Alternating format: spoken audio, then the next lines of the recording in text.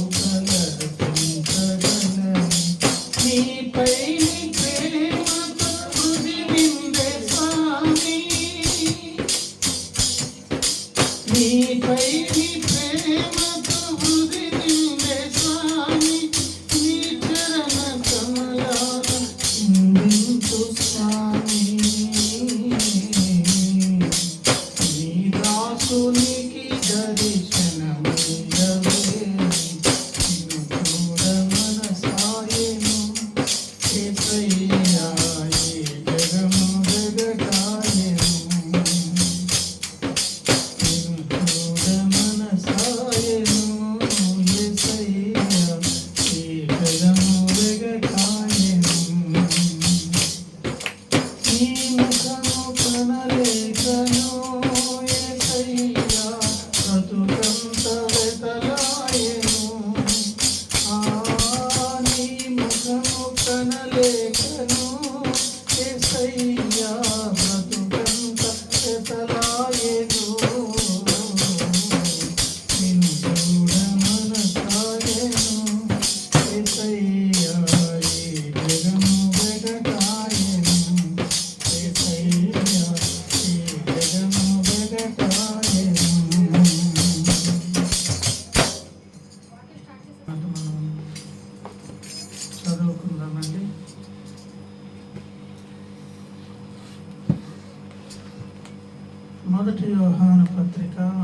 అపోస్తలుడైన యోహాను భక్తుడు రాసినటువంటి మొదటి పత్రిక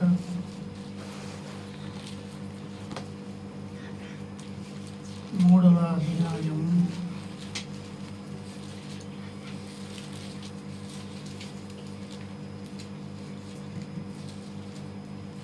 21వ వచన భాగాన్ని నేను చదువుతున్నానమ్మా. దయచేసి బైబిల్ ఉన్నవారు చూడండి, మిగతా వారు శ్రద్ధగా వినండి. ప్రియులారా, మన హృదయము మన యందు దోషారోపణ చేయని యెడల దేవుని ఎదుట ధైర్యము గలవారు మగదుము. చిన్న ప్రార్థన చేద్దామండి. ప్రేమ స్వరూపి, ప్రేమైన తండ్రి, సకల ఆశీర్వాదములకు మూల కారణమైనటువంటి గొప్ప దేవుడా, మీకు వందనాలు, కృతజ్ఞతాస్తుతులు చెల్లిస్తున్నాం. ఈ మధ్యకాలంలో కుటుంబ పక్షంగా కార్యం చేసి ఓ ప్రమాదకర పరిస్థితుల్లో కుమారుని మీరు లేకుండా ఏమీ జరగదు నాయన. మీరెందుకు అనుమతించి కొన్నిసార్లు మా జీవితాల్లో ఆనందకరమైన సంభవాలతో పాటు విషాదకరమైన సంభవాలు కలిగిస్తారు. మీరు అర్థం కారు, మీ కార్యములు మాకు అర్థం కావు నాయన. నిజమైన భక్తులై ఉంటే ప్రతి పరిస్థితిని జీర్ణించుకోవాలి. మాకు అర్థం కానిది ఏదో ఉన్నది, అందులో కూడా మాకు మీరే దేవుడు దాచారనేటువంటి అటువంటి నమ్మకత్వాన్ని కనపరిచినటువంటి వారే నిజమైన భక్తులు ప్రభువా. చీటికి మాటికి, చిన్నదానికి పెద్దదానికి మీ మీద రంకెలు వేసేటటువంటి తత్వం అనేది భక్తి జీవితపు ప్రారంభంలో ఒకవేళ ఉన్న ముందు కాలంలో ప్రభువా మా జీవితాలలో మీరు మేలే చేస్తారనేటువంటి నిరీక్షణతో మీ వైపు చూడడం మాకు నేర్పించండి. ఈ సమయంలో చదవబడిన లేఖనం ద్వారా మాకు అవసరమైన కొద్ది మాటలు మాకు అనుగ్రహించి మీరు మహిమ పొంది మీ దీవెనలకు మమ్మల్ని పాత్రలుగా చేయమని చేరువచ్చి వాక్యమును వింటున్నటువంటి మాతోనూ ప్రియులందరితోనూ ఈ స్వర తరంగం ద్వారా వినే ప్రియులందరికీ కూడా మేలు చేయండి. ఆ విధంగా పలుకున్నట్లుగా మీ తైలమును ప్రోక్షించి మీ దాసును అభిషేకించి మాకు అవసరమైన కొద్ది మాటలు దయచేయమని యేసయ్య నామమున ప్రార్థించి వేడుకుంటున్నాను పరమ తండ్రి. ఆమేన్. దేవుని స్తోత్రం. హల్లెలూయా. ప్రియమైనటువంటి దేవుని బిడ్డలారా, దేవుని సంఘమా, చదువుకున్నటువంటి లేఖన భాగాన్ని మనము గమనించినట్లయితే మనలో ఉన్నటువంటి ప్రత్యేకమైన ఇతర ప్రాణికోటి అయిన జంతుజాలాలకు లేని ఒక ప్రత్యేకమైనటువంటి అవయమును గురించి పరిచయం చేస్తూ దేవుని భక్తి చేసేటటువంటి వారు భక్తి ద్వారా ఎవరి దృష్టికి మనము అర్హులముగా, ఎవరు మెప్పుకు మనము పాత్రులముగా ఉండాలో అనే మాటను మనం ఇక్కడ చదువుకున్నాం. ఈ లోకంలో, సమాజంలో దాదాపుగా మనుషులుగా మనకున్నటువంటి లక్షణం, మనం కొత్త బట్టలు వేసుకుని వెళ్తే మన అందాన్ని, మన బట్టలను పొగడాలి. మంచిగా వంట చేస్తే కాంప్లిమెంట్ కావాలి. ఇతరత్ర ఏ పని తలపెట్టినా ప్రతి విషయంలో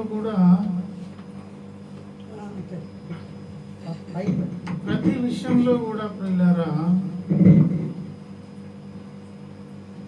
సమాజం నుంచి మనకు కాంప్లిమెంట్ కావాలని కోరుతూ ఉంటాం. ఒకవేళ నిజంగా మనం మంచి బట్టలు వేసుకొని అలాగా షికారలా తిరిగి మనకు తెలిసినటువంటి వారి మధ్య తిరిగి వచ్చి ఒకరంటే ఒక్కరు కూడా కనీసం మన బట్టల గురించి పొగడలేదు అనుకుందాం. లేదు మంచిగా వంట చేసి కాంప్లిమెంట్ కోరి ఎవరు మంచి కాంప్లిమెంట్ ఇవ్వలేదు అనుకుందాం. అది ఎట్లా ఉంటుందో చెప్పండి. అది హృదయానికి అది ఒక పెద్ద వేదనకరమైనటువంటి పరిస్థితి. ప్రియులారా, ఇలాగ సమాజపు హితవును, సమాజం నుంచి ఘనతను, సమాజపు మెప్పుకోలు, సగటు వ్యక్తి మెప్పుకోలును కోరేటటువంటి తత్వం అనేది ఈ భౌతిక ప్రపంచపు యాత్రలో కొంతవరకు సమంజసమై ఉండవచ్చు.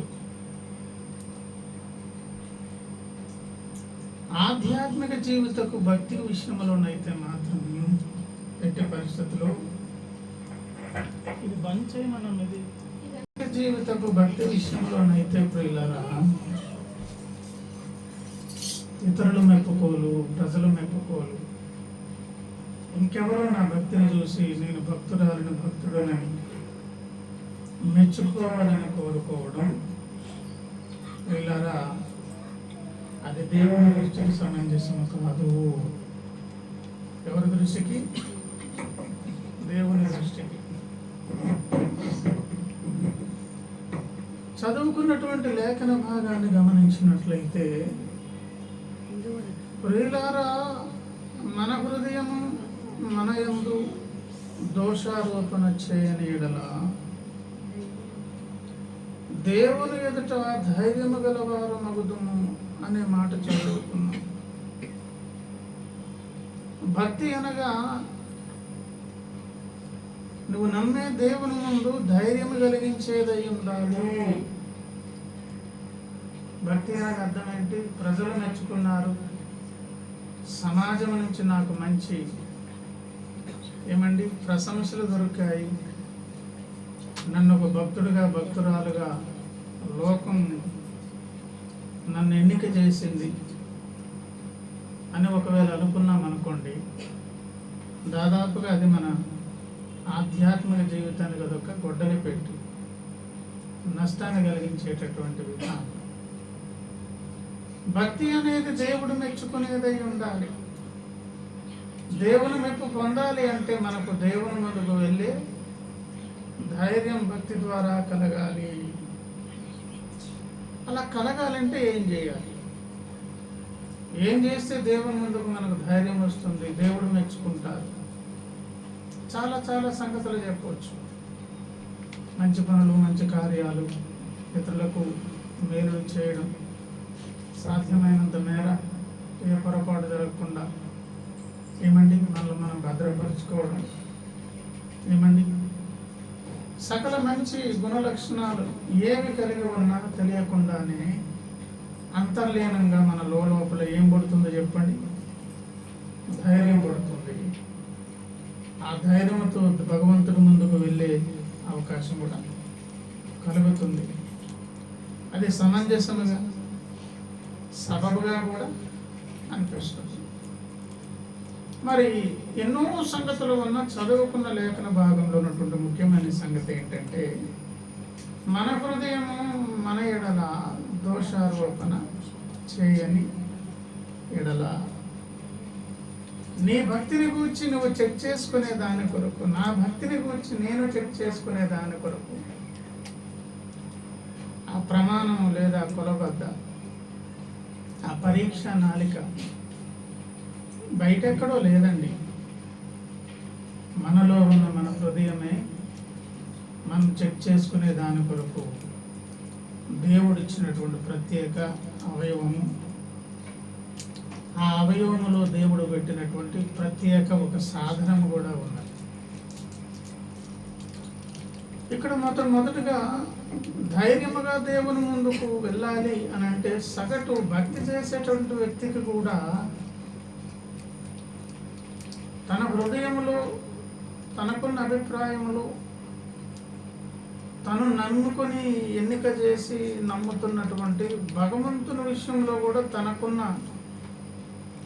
ఎస్టిమేషన్ మీదే భక్తి ఆధారపడి ఉంటుంది. మళ్ళీ చెప్తాను, నువ్వు నమ్మే నమ్మకత్వమునకు ఆధారమైన నువ్వు నమ్ముకున్న దేవుడు, ఆయన తాలూకా స్థాయిని బట్టి నీ భక్తి నిర్ధారణ చేయబడుతుంది. ఉదాహరణకు, నా కొనలే దేవుడు కూడా బలహీనుడు, అప్పుడప్పుడు కొన్ని పొరపాట్లు చేస్తాడు.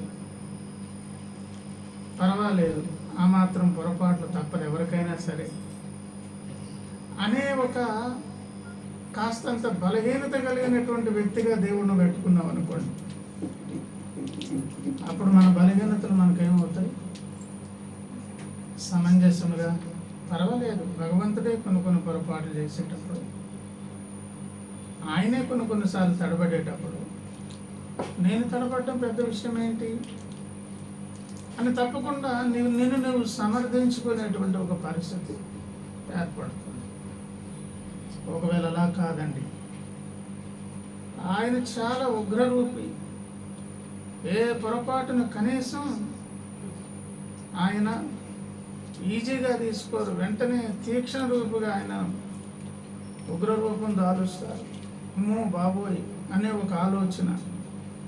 అటువంటి దేవుడిని నీవు ఎదురు పెట్టుకున్నావు అనుకుందాం నీ అభిప్రాయాల్లో, అప్పుడు ఎలా ఉంటుంది?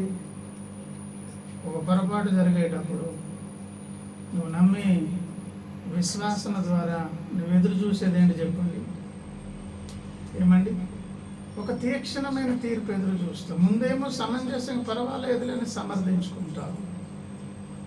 అలా కాకుండా ఆయన ఏ తప్పును కూడా సీరియస్గా పట్టించుకుంటారు. నేను నమ్మే దేవుడు అని అనుకున్నావు అనుకో,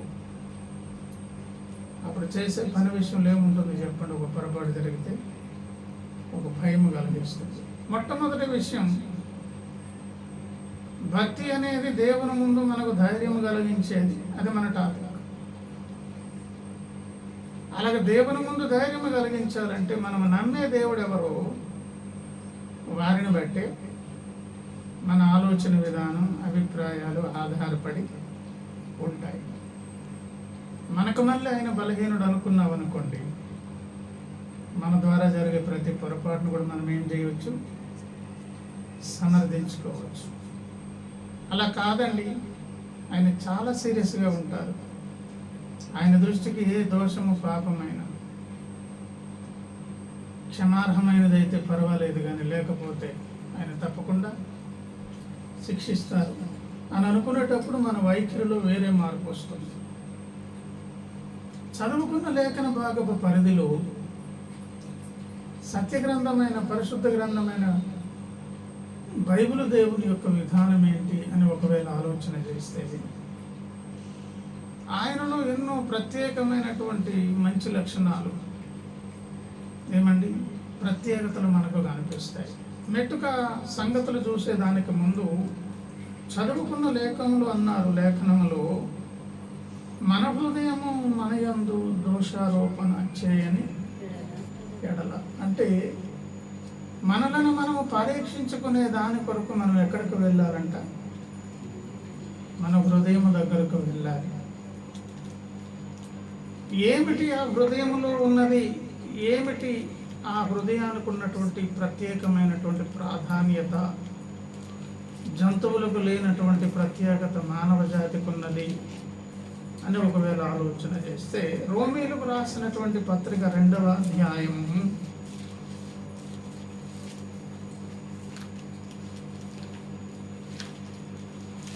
2వ అధ్యాయం నేను చదివే దగ్గర జాగ్రత్తగా చూడండి. 14వ వచనంలో, స్వాభావికముగా ధర్మశాస్త్ర సంబంధమైన క్రియలను చేసిన ఎడల, ఏంటంటండి? స్వాభావికముగా ధర్మశాస్త్ర సంబంధమైన క్రియలను, ఏమి క్రియలు? ధర్మాధర్మాలను గ్రహించి, ఇది మంచి, ఇది చెడు, ఇది నష్టం కలిగిస్తుంది, ఇది లాభం కలిగిస్తుంది, ఇది ప్రయోజనం కలుగుతుంది, ఇది నిష్ప్రయోజనం అని నీకు నీవే తీర్పు తీర్చి, అంచనా వేసి, తర్కించి, వాదించి, ఒక గ్రహించగలిగినటువంటి ఒక స్థితి, ధర్మాధర్మాలను వివేచించగలిగినటువంటి ఒక స్థితి మానవ జాతికి ఉన్నది. స్వభావ సిద్ధంగా, స్వాభావికంగా ప్రతి మనిషి స్వభావములోనూ ఒక జడ్జ్మెంట్ పాస్ చేసే విధముగా ధర్మాధర్మాలను గ్రహించే ఒక లక్షణం ఉన్నది. మన దేశంలో చతుర్వేదములు ఉన్నవని మనం చాలా వాటిని ఘనంగా ఇచ్చి అది మనకు ఏమండి ఈ దేశానికే గర్వకారణమైనటువంటి ఆస్తి అని మనం నమ్ముతాం. అలాంటి మరొక 4 వేదాలు ఉన్నవండి. ఏమండి ప్రకృతి వేదము అనేది ఒకటి ఉన్నది. అంటే అర్థం ఏంటి? ప్రకృతిని కూడా కాస్తంత శ్రద్ధగా ఆలోచన చేసి గమనించగలిగితే దాని ద్వారా కూడా ఎన్నో పాఠాలు నేర్చుకోవచ్చు. బైబిల్లో కూడా ఆ మాట ఉన్నది, సృష్టింపబడిన వస్తువులను చూచుట వలన దేవుని యొక్క నిత్య శక్తి, దైవత్వము, ఆయన సుగుణాలు, సౌందర్యము మనకు అర్థమవుతుంది. అంటే ప్రకృతి మీద శ్రద్ధ పెట్టి ఏమండి ప్రత్యేక శ్రద్ధతో గమనించి దాన్ని లోతుగా అన్వేషణ సాధన చేస్తే ఏదేదో మనం డాక్టరేట్లుగా సాధించామనుకుంటూ ఒక పీక్ పాయింట్కి వెళ్ళేటప్పటికి అర్థమయ్యేది ఏంటో తెలుసా? ఈ సృష్టి నిర్మాణము, వాటి ఋతువులలో జరుగుతున్నటువంటి కార్యకలాపాలు ఒక నిబద్ధతతో, ఒక క్రమశిక్షణతో ఈ ప్రకృతి చక్రం నడవడం అనేది ఎంత పక్కాగా నిబద్ధతగా ఇవన్నీ ఎట్లున్నవి. చరాచర ప్రాణికోటి, ఈ సూర్యచంద్ర నక్షత్రాలు ఏమండి ఈ పంచభూతాత్మక సృష్టిలో ఉన్నటువంటి వ్యవహారాలన్నీ ఏమండి ఈ చెట్లు, చేమలు, ఈ జలచరములు, వింతైనటువంటి విశేషాలన్నీ ఒక పక్క ప్రణాళిక ప్రకారంగా క్రమముగా ఈ వ్యవహారం అంతా జరుగుతూ ఉండగా లేదు దీన్ని నిర్వహించి నడిపించే ఒక శక్తిమంతుడు ఎవరో ఒకరు ఉండాలి. అలా ఉంటే ఆ మహాశక్తిమంతుడు దీన్ని సృష్టించిన సృష్టికర్త అయి ఉండాలి. ఆ కారణము చేతనే తనకున్నటువంటి అతీతమైన శక్తి చేత వీటన్నిటిని ఏమండి నియంత్రించి, నిర్వహించి, నడిపించి వాటినన్నిటిని ఆయనే పట్టించుకుంటున్నారని ఒక ఆలోచన కలుగుతుంది. అంతకుముందున్న డాక్టరేట్స్ అన్ని కూడా ఏంటంటే ఏదో పరిశోధన చేసి సాధించాను అనుకుంటాడు. కానీ ఈ స్థలమునకు వెళ్ళేటప్పుడు ఆలోచించేది ఏంటో తెలుసా? సత్యాన్వేషకుడైపోతాడు, దైవాన్వేషకుడైపోతాడు. అదృశ్యుడైనటువంటి దేవుని యొక్క తత్వాన్ని అర్థం చేసుకునే ప్రయత్నం చేస్తాడు. అలాగ ప్రయత్నించినప్పుడే మన దేశంలో కొంతమంది ఋషి పుంగవులు పుట్టుకొచ్చారు. వారు ఎందుకు ఋషులయ్యారు? ఈ లోక సుఖాలకు ఇతరత్ర ఏమండి ఈ యొక్క రాగబంధాలకు అతీతంగా ఇవన్నీ దాటి అరణ్యాల్లోనికి, ఎడారులోనికి, అడవుల్లోనికి వెళ్ళి తపస్సులు చేసి తపోధనులు ఎందుకు అయ్యారు? ఇలాంటి అన్వేషణ చేసిన అలాంటి అమూల్యమైనటువంటి వ్యక్తులుగా, అనేక మందికి ఆదర్శప్రాయులుగా, ఒక జాతిని, దేశాన్ని, ప్రపంచానికి ఒక పాఠం నేర్పించేటటువంటి వ్యక్తులుగా ఈ అమూల్యమైన వ్యక్తులు ఎట్లా తయారవుతారంటే ప్రకృతి వేదమును కరెక్ట్గా అన్వయించుకొని దాని మీద శ్రద్ధ చూపి ఏమండి.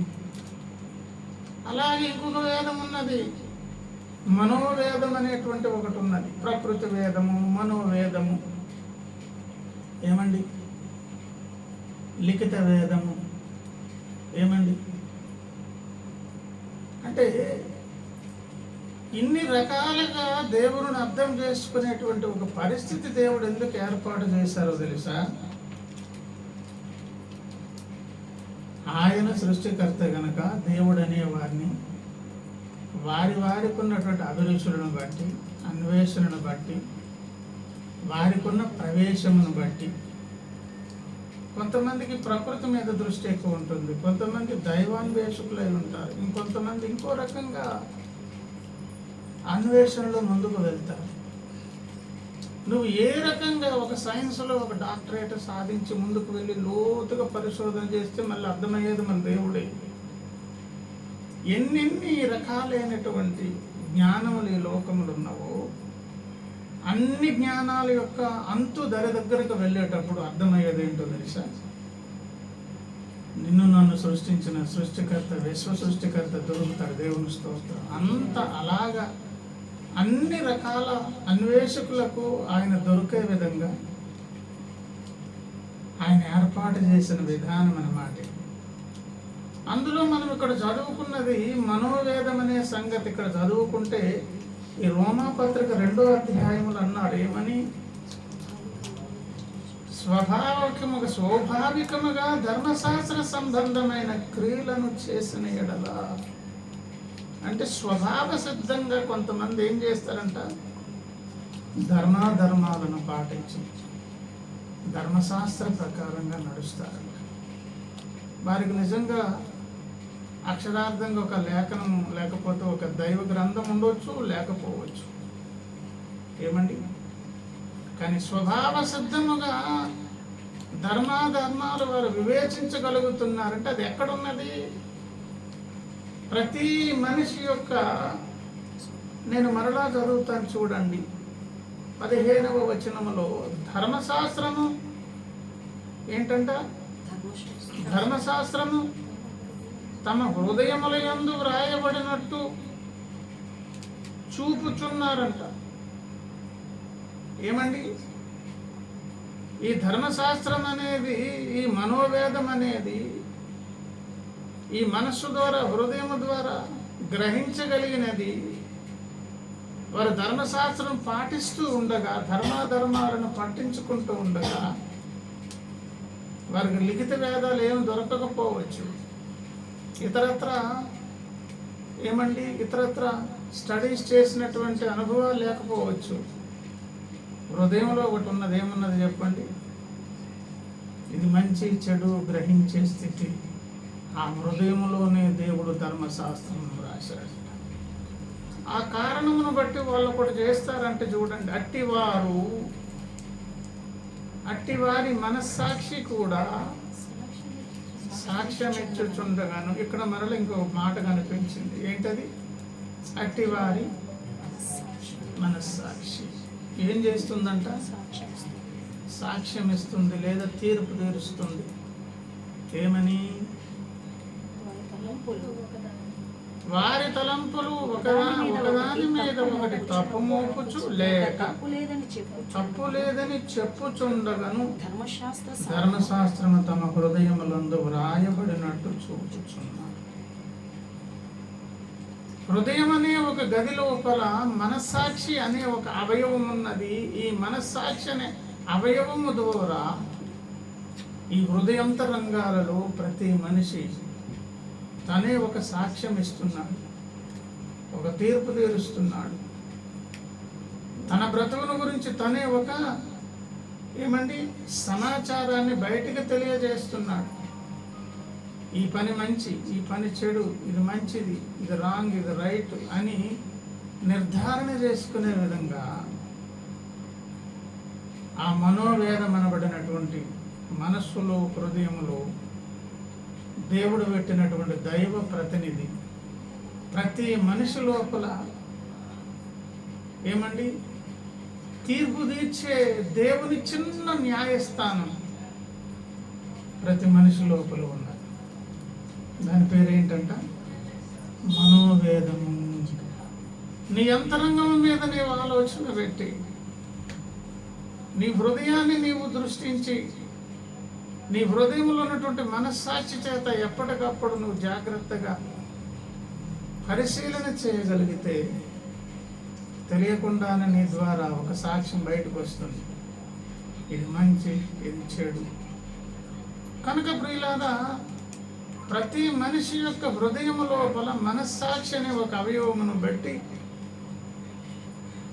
అది దేవుని ప్రతినిధిగా పనిచేస్తూ ప్రతి మనిషిని ఎప్పటికప్పుడు అది ఏం చేస్తుంది? నువ్వు చేసే పనులు కూర్చున్నటువంటి సాక్ష్యం నీవే ఇచ్చే విధంగా, ఎవరికి వారు చెప్పే విధంగా, ధర్మాలను గ్రహించే విధంగా ప్రతి మనిషి లోపల దేవుడి వేదాన్ని పెట్టారు. ఆ వేదం పేరు మనోవేదం. ప్రభునందు ప్రియులారా, కనుక భక్తి అనగా నా పాటలను చూసి మురిసిపోయారు, నా ప్రసంగాన్ని మెచ్చుకొని నన్ను గౌరవించారు, నేను చేసే పుణ్యకార్యాలు, ధర్మకార్యాలు, సమాజ సేవ, ప్రజల మెప్పును నాకు ఇచ్చింది అని ఇక్కడ ఆగిపోయావనుకో,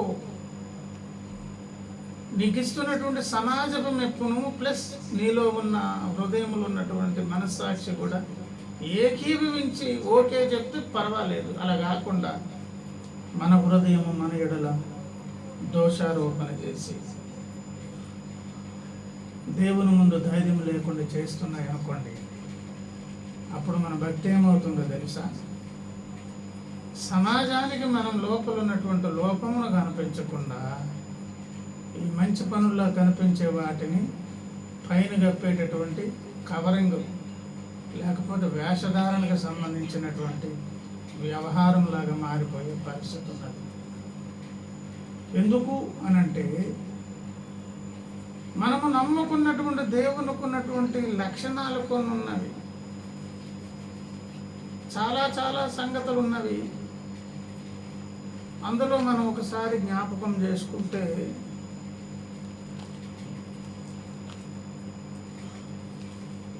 ఇర్మియా ప్రవచన గ్రంథము 17వ అధ్యాయంలో ఒక మాట చూద్దామండి. ఇర్మియా గ్రంథము 17వ అధ్యాయము నేను చదువుతున్నాను, వినండి. 10వ వచనం. ఒకని ప్రవర్తనను బట్టి వాని క్రియల ఫలము చొప్పున ప్రతీకారము చేయుటకు అని అంటున్నారు.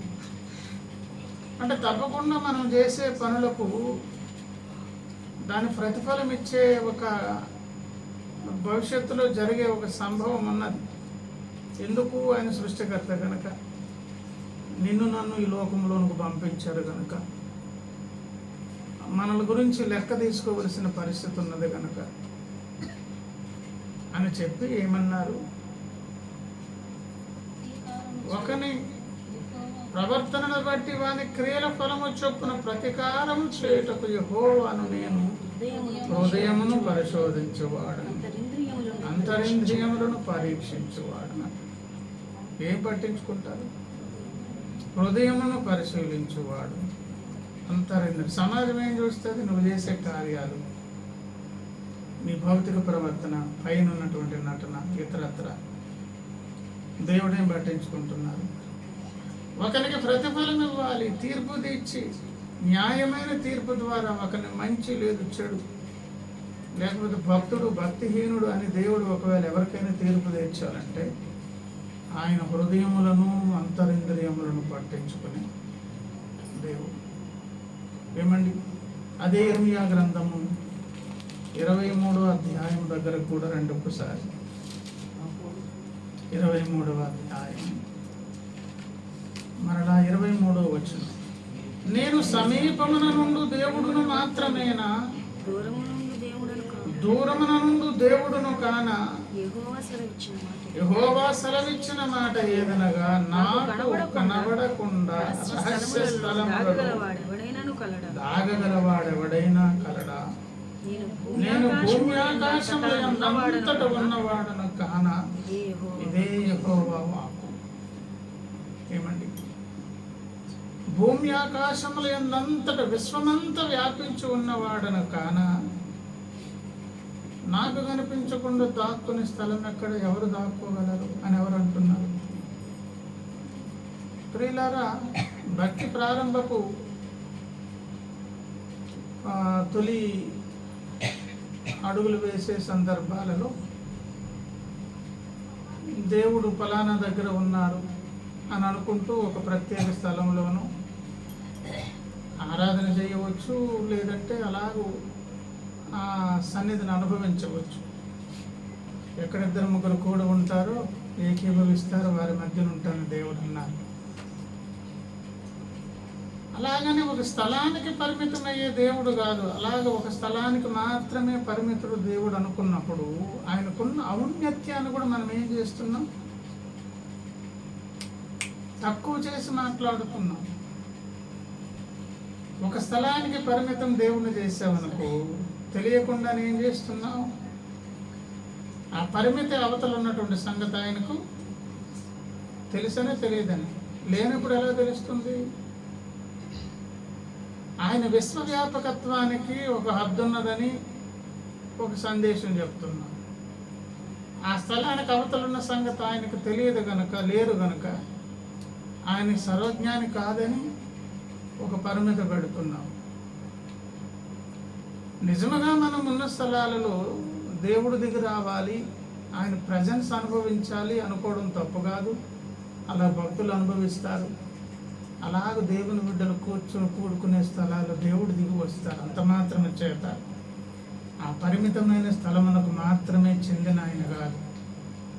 ఆయన విశ్వమంతా వ్యాపించి ఉన్న దేవుడు, భూమి ఆకాశములందంతటా వ్యాపించి ఉన్న దేవుడు. నాకు మరుగుగా ఉండి దాక్కొనగలిగిన వాడెవరు అని దేవుడు అంటున్నారంటే దేవుడు లేని స్థలమే లేదు. ఆయన కనుసన్నలలోనే మొత్తం మన బ్రతుకు వ్యవహారం వ్యవస్థ మొత్తం నడుస్తున్నది. ఆ దేవుడే అంటున్నారు మరలా చాలా దగ్గరలో. హెబ్రీలకు రాసినటువంటి పత్రిక 4వ అధ్యాయము 13వ వచనం చదువుతున్నానమ్మా, చూడండి. మరియు ఆయన దృష్టికి కనబడని సృష్టము ఏదీ లేదు. ఎందుకు ఇవన్నీ ఆయన చూస్తున్నారు? ఎందుకంత పట్టించుకుంటున్నారు? హృదయమును అంతరింద్రియములు ఎందుకు పరీక్షిస్తున్నారు? ఈ పట్టింపంతా దేనికో తెలుసా? అక్కడ చెప్పారు, మనం ఎవరికి లెక్క చెప్పవలసి ఉన్నదో ఆ దేవుని కనులకు సమస్తమును మరుగులేక తేటగా. మనం ఎవరికి లెక్క చెప్పవలసి. ఈరోజు మనకున్న ఆయుష్కాలంతో ఆటలాడుకుంటున్నాం, వనరులను బట్టి సంతోషిస్తున్నాం, ఇతరత్ర మనకున్నటువంటి ప్రాముఖ్యతలు ప్రాధాన్యతలను బట్టి మన భుజాన్ని మనమే తట్టుకొని మన కాళ్ళు మనం ఎగరవేసి హ్యాపీ ఫీల్ అవుతున్నాం. కానీ ప్రియులారా, ప్రతి వారితో దేవుడు మాట్లాడుతున్నారు. మనం ఎవరికి లెక్క చెప్పవలసి ఉన్నదో ఆ సృష్టికర్త అయిన దేవుని కన్నులకు సమస్తము తేటగా. ఈ భౌతిక ప్రపంచంలో ఉన్నటువంటి సమాజానికి కనిపించే బ్రతుకు కాదు, లోపల బ్రతుకు, అంతరంగం, ఆలోచన, శరీర, ప్రాణాత్మల ప్రతి వ్యవహారం ఏమండి. 139వ కీర్తనలో కూడా భక్తుడు హెచ్చరింపబడి దేవుని ముందుకు వెళ్ళి, నేనేమి అడగగలను, ఏమి చెప్పుకోగలను, నాకేమి చేతనవును అని గడగడ వణుకుతూ దావీదు గారు అంటున్నారు. ఏమని అంటున్నారంటే 139వ కీర్తన, యెహోవా నీవు నన్ను పరిశోధించి తెలుసుకొని ఉన్నావు. అంటే మన గురించి మొత్తం తెలుసు. నేను కూర్చుండుట, నేను లేచుట నీకు తెలియదు. నాకు తలంపు పుట్టకమునుపే నీవు నా మనస్సు గ్రహించుచు. నా నడకను, నా పడకను నీవు పరిశీలన, నా చర్యలన్నిటినీ నీవు బాగా తెలుసుకొని ఉన్నావు. యెహోవా మాట నా నాలుకకు రాకమునుపే అది నీకు పూర్తిగా వెనుకను ముందును నీవు నన్ను ఆవరించి ఉన్నావు. అంటే ప్రియులారా, ఇక్కడ ఇంకొక విషయం కూడా, మనం నమ్మే దేవుడు గొప్ప దేవుడు. ఎందుకంటే ఆయన జానతో ఆకాశంలో కొలిచారు, నీళ్లలో నడిచి వెళ్ళారు, ఆయన మునిగిపోలేదు, అగ్నిలో నడిచి వెళ్ళిపోయారు. లేకపోతే ఇక్కడ కూడా ఉన్నది, తలంపు పుట్టక మునిపే మనకేం తలంపులు వస్తే ముందే తెలుసు ఆయనకి, కనుక ఆయన గొప్ప దేవుడు అన్నట్టు. అలా కాదే, దేవుడు కనుక ఆయనకి అన్ని అతీతమైన శక్తులన్నీ ఉంటాయి. లేకపోతే మనం ఆశ్చర్యపోవాలి, కానీ అవి ఉంటే ఆశ్చర్యపోవడం ఎందుకు? దేవుడు కనుక అవన్నీ ఉంటాయండి. కొన్ని మ్యాజిక్ షోలు చేసేటటువంటి వారు కొన్ని ఏం చేస్తున్నారు, నేల మీద నడుస్తున్నారు. మ్యాజిక్ షోతోనే అగ్నిలో నడుస్తున్నారు.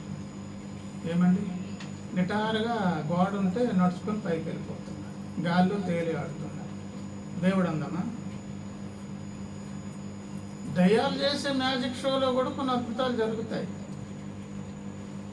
ఇక్కడ దేవుడు జానతో ఆకాశమును కొలిచారు గనక ఓ గొప్ప దేవుడానని అలా గొప్పలైపోక, ఆ దేవుడు గనక అలాంటి ఆశ్చర్యలేనైనా చేస్తాడు. మనం ఇక్కడ తెలుసుకోవలసిన సంగతి ఏంటంటే, దావీదు గారు అంటున్నారు, నేను కూర్చుండుట లేచుట ఆలోచన పుట్టకమునప్పుడు నేను మాట ఏం పలుకుతాను పలకక ముందే. ఇక్కడ మనం పట్టించుకోవలసింది ఏంటంటే, ఇంత గొప్ప గొప్ప శక్తి, జ్ఞానము, తెలివి మీకున్నదా అని భగవంతుని ప్రశంసించడానికి కాదు. మన ప్రశంసలన్నీ ఎలాగుంటాయంటే, మహాపండితుడి దగ్గరకు వెళ్ళి అప్పుడప్పుడే ఏమంటే 10-11 నెలలు మాటలు వచ్చే పిల్లోడు మాట్లాడితే ఎలాగుంటాయో అలా ఉంటాయి అన్నమాట. మన తాలూకా దేవుని గురించి ప్రశంసించే వాక్కులని. ఇక్కడ దేవుని గొప్ప చేయడం కాదు, ఆయన ఎలాగ గొప్ప, ఆయన ఆశ్చర్యకార్యాలు చేసే దేవుడే. మనం పట్టించుకోవలసింది ఏంటంటే, దావీదు అన్నారు, నీవు నన్ను పరిశోధించి తెలుసుకొని నేనేంటో మీకు మొత్తం తెలుసు ప్రభా. అది మనకు కావాలి, ఆ పాయింట్ కావాలి. అన్ని ఎరిగిన దేవుడు, సమస్తము తెలిసి నన్ను కల్లార చూస్తున్న దేవుని ముందు నేనున్నాను. ఆ మాటలలో మనకేది ప్రయోజనం అది తీసుకోవాలి. మనం దేవుని గురించి పొగిడితే ఆయనే మురిసిపోరు.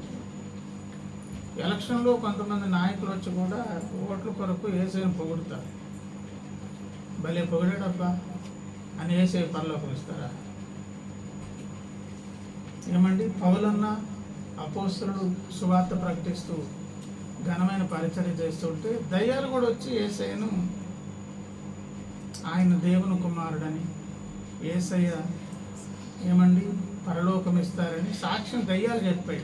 భలే చెప్పింది దయ్యం అని దేవుడు పరలోకం ఇస్తాడా? మనము దేవుణ్ణి పొగడ్డానికి కాదు, పొగిడే శక్తి, జ్ఞానము ఎలా పొగడాలో అనేది కూడా మనకు తెలియదు. మనము తెలుసుకోవలసిన సంగతి ఏంటంటే, మనమేంటో ఆయనకు మొత్తం తెలుసు. అన్నీ ఎరిగినటువంటి దేవుడు ఏం చేస్తున్నారంటే, అన్నీ పట్టించుకొని ఒక దినం లెక్క అడగబోతున్నాడు. ఇది మానవ జాతి ఎదుర్కోబోయేటటువంటి ప్రమాదకరమైన పరిస్థితి. ప్రతి మనిషి ఎదుర్కొనే ప్రమాదకరమైన పరిస్థితి ఏంటో తెలుసా? ఏమండి, హెబ్రీయులకు రాసినటువంటి పత్రిక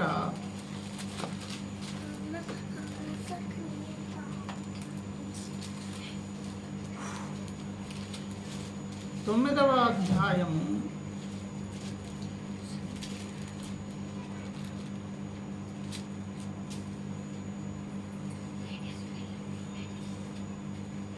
26 చూడండి. ఒక్క నిమిషం అండి. 27 మనుష్యులు ఒక్కసారే మృతి పొందవలనని నియమింపబడెను. ఆ తరువాత తీర్పు జరుగును. మనుషులు ఒక్కసారే మృతి పొందవలనని తీర్పు తీర్చబడెను. ఆ తర్వాత నియమింపబడెను. ఆ తర్వాత తీర్పు జరుగును. ఏం తీర్పు జరుగును? ఈ ఆయుష్కాలమును కూర్చున్నటువంటి తీర్పు. ఏమండి, మన బ్రతుకును కూర్చి మనం ఖర్చు పెట్టిన ప్రతి దానిని కూర్చున్నటువంటి తీర్పు ఎక్కడ జరుగుతుంది? సృష్టికర్త ముందు. ప్రతి మనిషి పునర్జననం, పునర్మరణం, మళ్ళీ పుట్టి లేచి ఇలా కాల ప్రవాహంలో ఇలాగే పుట్టుకొస్తూ నడుస్తూ ఇలాగే ఉండిపోతుంది అని అనడానికి లేదు. అది తర్కం కూడా ఒప్పుకోదండి. ఒక మాట అండి, సింపుల్గా, ప్రారంభం అనేది ఒకటి ఉన్నదండి. దాని అర్థం ఏంటి? దానికి ఒక ముగింపు కూడా ఉంటుంది. అది తర్కం. మానవ భరణ యుగం అనబడినటువంటి మానవ భరణ యుగం, మానవుని యుగం అనే ఒక యుగం అనేది ప్రారంభం ఉన్నది, దాని ముగింపు ఉన్నది. ఆ ముగింపు, ప్రారంభపు ముగింపు మధ్య ప్రతి మనిషి తనకంటూ ఉన్నది ఒకటే ఆయుష్కాలం బైబిల్ చెప్తుంది. ఇతర సమర్థించుకొని ఇతరత్ర వేరే ఆలోచనలు పెట్టుకున్న బైబిల్ ఉన్న సత్యతే కూడా చెప్తున్నారు. మనుషులు ఒక్కసారి మృతి పొందవరని నియమింపబడను. ఆ తర్వాత ఏం జరుగును? తీర్పు జరుగును. దానికి ముందు ఏమి చేయను? ఆయన హృదయములను అంతరింద్రియములు పరీక్షించి ప్రతిదాన్ని పట్టించుకొని ఎవరికైతే మనం లెక్క ఒప్పజెప్పవలసి ఉన్నదో తేటగా కనిపిస్తున్నటువంటి దేవుని ముందు మనం అందరం రేపు నిలువవలసి ఉన్నది అనే ఒక ప్రమాదకరమైన హెచ్చరిక యేసయ్య సువార్త ద్వారా మానవ జాతికి అందివ్వబడుతుంది. ఇవన్నీ ఎందుకు చెబుతున్నామంటే ఒక్కటే విషయం కొరకు. ప్రియులారా, మనం చదువుకున్న మాట దగ్గరకు వచ్చేద్దాం. ప్రియులారా, మన హృదయము మన యందు దోషారోపణ చేయని ఎడల దేవుని ఎదుట మనం ఏమవుతాం? ధైర్యము గలవారం అవుతాం. దేవుని ఎదుట ధైర్యముగా నిలవాలంటే మనం చేసేటటువంటి మన పనులను మన మనస్సాక్షి ఏం చేయకూడదు, హృదయం ఏం చేయకూడదు, దోషారోపణ చేయకూడదు. అంటే ఎవరి మనస్సాక్షిని వారు పరీక్షించి చూడండి. మనం చేసే పనులు, మన ఆలోచనలు, తలంపులు, ఇతర వ్యక్తుల పట్ల మనకున్న అభిప్రాయాలు, ఈ కార్యకలాపాలన్నీ భగవంతుడు మెచ్చుకుంటారా? అవును, మెచ్చుకుంటాడని నువ్వు అనుకుంటున్నావంటే నీ బలహీనతలకు అనుగుణంగా ఉన్నటువంటి ఒక వ్యక్తిని దేవుడిగా చేసుకున్నావేమో. జాగ్రత్త. సృష్టికర్త అయినటువంటి సత్యదేవుడైన బైబిల్ గ్రంథంలో, పరిశుద్ధ గ్రంథంలో బయలుపరచబడిన దేవుడు, ఆయన పరిశుద్ధుడు. మనము కూడా పరిశుద్ధులు ఉండాలని ఆయన కోరుకుంటున్నారు. ఆ పరిశుద్ధత అనేదానికి ఆటంకం మానవ జాతికి మొదట్లోనే అవాంతరము జరిగింది గనుక తొలి తల్లిదండ్రులు పాపులు పుట్టి ఈ పాపులందరూ పాపం వలన వచ్చి జీవితం మరణమనే ప్రదేశమునకు వెళ్ళిపోతూ ఉండగా ఆ నరకము నుంచి తప్పించే దాని కొరకు ప్రాతినిధ్య మరణముగా మన కొరకు తాను మరణం పొంది, తల్లిదండ్రులు ఎవరో చేసిన పొరపాటుకు మనకి శిక్ష, ఈ ప్రమాదం వచ్చింది గనుక మన ప్రమేయం లేని ఒక ఏర్పాటు చేసి ఉచితంగా రక్షణ మార్గంలోనికి పిలుస్తూ ఉండగా ఈ గొప్ప భాగ్యాన్ని ఎవరైతే స్వతంత్రించుకుంటారో వారి భవిష్యత్ జీవితం బంగారమయముగా మారిపోతుంది. దేవుని స్తుతి అనే ఒక సందేశమే సువార్త, మంచి వార్త. నీవు నేను పాపిగా, జన్మతః పాపిగా పుట్టి కర్మ పాపిగా నరకానికి పోకుండా తప్పించుకునే దాని కొరకు ఆ భగవంతుడు ఏర్పాటు చేసిన రక్షణ మార్గమే నరావతారమెత్తి లోకానికి దిగి వచ్చిన మన కొరకు యజ్ఞమైన యేసయ్య ఏర్పాటు చేసిన రక్షణ మార్గం, ముక్తి మార్గం. కనుకనే ఎవరు అనని మాట అన్నారు, నా ద్వారా తప్ప, నేనే మార్గమును సత్యమును జీవమును అయి ఉన్నాను, నా ద్వారా తప్ప తండ్రి వద్దకు ఎవరు? తండ్రి ఎవరండి? కుమారుడు ఎవరండి అంటే తండ్రిలో ఉన్న చిన్న భాగము కుమారుడుగా ఈ లోకానికి, పున్నామి నరకము నుంచి ఈ లోకాన్ని విడిపించే దాని కొరకు వచ్చినటువంటి, అందరికి మారుగా మరణం చెందినటువంటి ఆయన యేసయ్య, ఆయన యజ్ఞఫలము ద్వారా ఉచితమైన రక్షణ మార్గాన్ని మానవ జాతికి దేవుడు ఏర్పాటు చేశారు. అనేది కూడా మనోవేదములు ఉన్నది. దేవుని దగ్గరకు వెళ్ళాలంటే రక్తం చిందించకుండా పాపక్షమాపణ కలుగుదని సామాన్యంగా చెప్పబడి ప్రతి ప్రదేశంలో, ప్రాంతంలో, సంస్కృతులు, మత విశ్వాసాల్లో భగవంతుని చేరాలి అంటే, దరిదాపులకు వెళ్ళాలంటే నాకు మారుగా, నా కుటుంబానికి మారుగా ఏదో ఒక జంతువును వధించాలనేటువంటి ఆనవాయితీ లోకమంతా ఉండింది. అందరికీ పరిహారంగా యేసయ్య అర్పించబడిన తర్వాత ఏమండి, ఆ అక్షరార్థమైనటువంటి బలి కర్మకాండ ఆగిపోయింది. అలాగూ యజ్ఞమై మానవ జాతికి గొప్ప రక్షణ మార్గాన్ని ఏర్పాటు చేస్తానని ముందుగా బైబిల్లోను ఇతర మత విశ్వాస గ్రంథాలలోను తనను గూర్చి ముందుగా వ్రాయింపబడి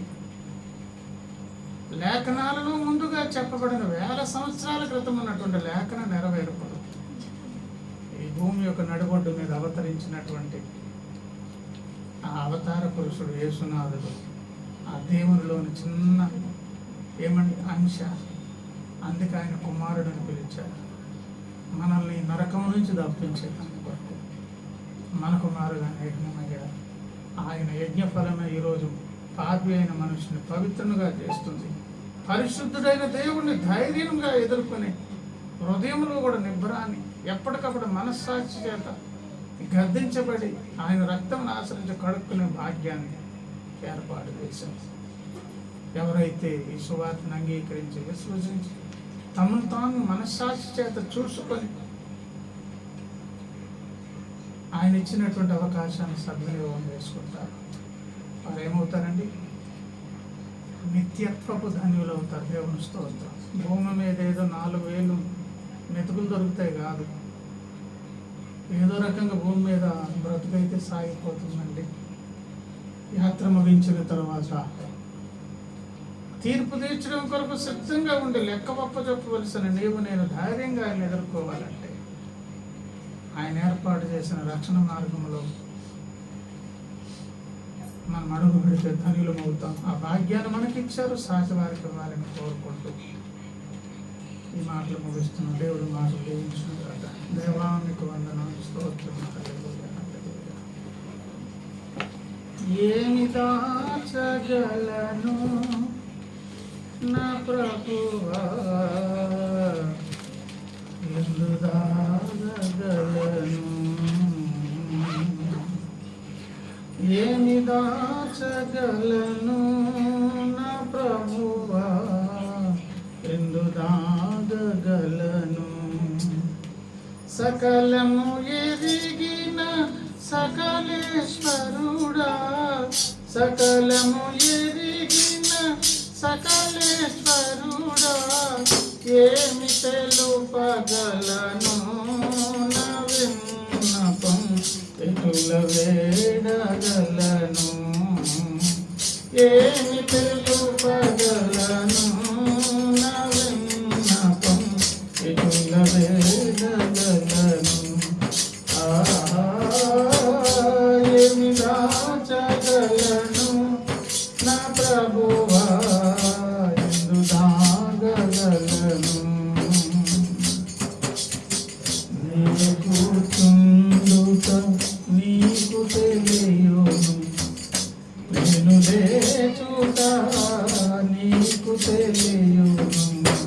నేను కూర్చుండుట నీకు తెలియును, నేను లేచుట నీకు తెలియును. నా పడకను నా నడకలన్నీ, నా పడకను నా నడకలన్నీ, నా చర్యలను వాటి మూలములను బాగుగా ఎరిగిన హృది పరిశోధకుడా యేసయ్యా, బాగుగా ఎరిగిన హృది పరిశోధకుడా యేసయ్యా, ఏమి దాచగలను నా ప్రభువా, ఎందు దాగగలను. నా మాటలు నా నాకకు చేరక మునుకే ఎరిగిన అద్భుతకరుడా, నా మాటలు నా నాకకు చేరక మునుకే ఎరిగిన అద్భుతకరుడా, తలపులు నామది ఊటకమునుకే, తలపులు నామది ఊటకమునుకే, పూర్తిగా వాటిని తిరిగి దివయ్యా, నా ఈ ప్రార్థన సహముకే వినినా దయామయ.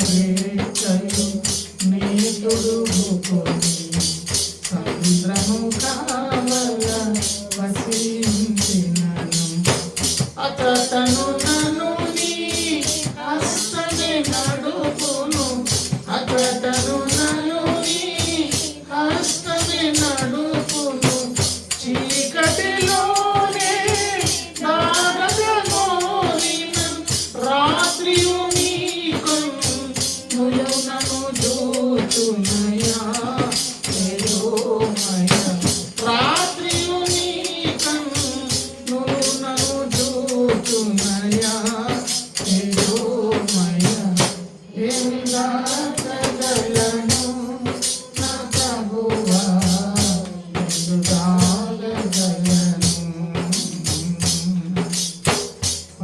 పరిశుద్ధుడని దృష్టికి హేయము మార్గము నాయం నొందిన ఎడల పరిశుద్ధుడని దృష్టికి హేయము మార్గము నాయం నొందిన ఎడల కరుణతో నన్ను మన్నించుమనియో కరుణతో నన్ను మన్నించు నన్ను నీ పరిశుద్ధాత్మ దీనుని చేసి నీ మార్గములో నన్ను నడిపించుమయా ప్రాణప్రియ నీ మార్గములో నన్ను నడిపించుమయా ప్రాణప్రియ ఏమి దాచగలను నా ప్రభువా ఎందు దాగగలను ఏమి దాచగలను నా ప్రభువా ఎందు దాగగలను సకలము ఎరిగిన సకలేశ్వరుడా సకలము ఎరిగిన సకలేశ్వరుడా ఏమి తెలుపగలను నా విన్నపం ఎటుల వేడగలను ఏమి తెలుపగలను నా విన్నపం ఎటుల వేడగలను ఏమి దాచగలను నా ప్రభువా ఎందు దాగగలను ప్రేమగల తండ్రి ఉండాలి ప్రభువా అలాగ మీరు పట్టించుకుంటా ఆ స్థితిలో మేము మీ ఎదుటకు ధైర్యముగా రాగలిగే విధంగా మా హృదయం మా మీద దోషారోపణ చేయకపోతే మా మనస్సాక్షి న్యాయమైన తీర్పు తీరుస్తున్నప్పుడు దానికి అనుకూలంగా మా బ్రతుకులు ఉంటాయి. అప్పుడు సమాజపు హితవు కూడా మాకు మేలుకరంగా మారుతుంది నాయన. దుష్టుడు దేవునితో ఎట్లున్నా అది ప్రక్కన పెట్టి ఒక వేషం వేసుకొని సమాజం చేత మెప్పు పొందితే చాలనేటువంటి వైఖరి నేర్పించారు కనుక ఈ వేషములో బ్రతికేస్తున్నటువంటి మమ్మల్ని క్షమించండి. మా హృదయం మా మీద దోషారోపణ ఎప్పుడు చేసినా ఎప్పటికప్పుడు పరీక్షించుకొని మీతో సమాధానపడి ధైర్యముగా మిమ్మల్ని ఎదుర్కొనే భాగ్యవంతులుగా నన్ను మమ్మల్ని చేయండి. అలాగ పాపి అయిన మనుషుడు నరకమునకు పోకుండా మీరు ఏర్పాటు చేసిన రక్షణ మార్గంలోనికి రాగలిగే విధంగా ఈ మనోవేదం అనే మనస్సులో ఉన్న ధర్మాధర్మాలను పరీక్షించుకొని ధైర్యంగా మీ దగ్గరకు వచ్చేదాని కొరకు మీరు ఏర్పాటు చేసిన రక్షణ మార్గంలో మా సాటి ప్రియులు కూడా రాగలిగే కృపను అనుగ్రహించమని పెట్టబడిన కోరికను బట్టి గృహస్థులను చేరువచ్చిన మమ్మలను విన్ననీ ప్రియులందరినీ దీవించమని యేసయ్య నామమున ప్రార్థించి వేడుకుంటున్నాను పరమ తండ్రి. ఆమేన్.